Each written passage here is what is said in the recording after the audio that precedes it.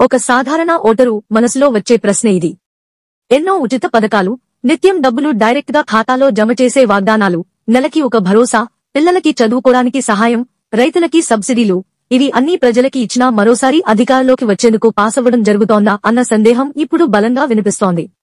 సంక్షేమం ఇచ్చింది ఎవరు? గత కొన్ని సంవత్సరాలలో ఆంధ్రప్రదేశ్ నుంచి దేశ స్థాయిలోనూ అనేక ప్రభుత్వాలు ఒకే విధమైన ట్రాక్ ను ఎంచుకున్నాయి. సంక్షేమం అంటే ఖచ్చితమైన హామీలు, నేరుగా డబ్బు ఖాతాల్లో వేయడం, విద్య, వైద్యం, రేషన్ వంటి బేసిక్ అవసరాలలో సాయం చేయడం. ప్రజలకు మేలు కూడా చేసింది. గరువైన టైంలో మరింత నెమ్మదిగా అయినా సహాయం చేరింది. Please share and subscribe for more updates. అయినా ఎందుకు ఓటమి? ఇక్కడే ప్రశ్న వస్తుంది. సంక్షేమ పథకాలు ఇచ్చినా అధికారం ఎందుకు కాపాడుకోలేకపోయారు అనేది. కారణాలు చూస్తే ఇవే. ఓటరు కేవలం ఇచ్చే డబ్బుపై మాత్రమే ఓటు వేయట్లేదు.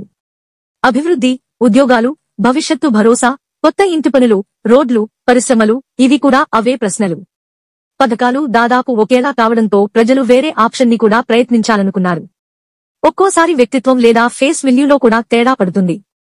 ఎవరి మీద నమ్మకం ఎక్కువో వారికే ఓటు తిరుగుతుంది. సంక్షేమం సరిపోతుందా? ప్రజలు ఒక దశకు చేరుకున్నారు. ఉచితం ఇవ్వడం బాగానే ఉంటుంది, కానీ ఆర్థిక వ్యవస్థ ఎటుపోతుంది?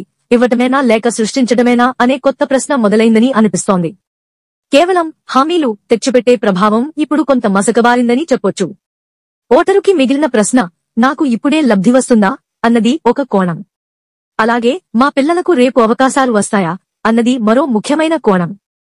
ఈ రెండిటి మధ్య బ్యాలెన్స్ చేయగలిగిన వారిని ప్రజలు ఎక్కువగా తిరిగి నమ్ముతున్నట్టు కనిపిస్తోంది.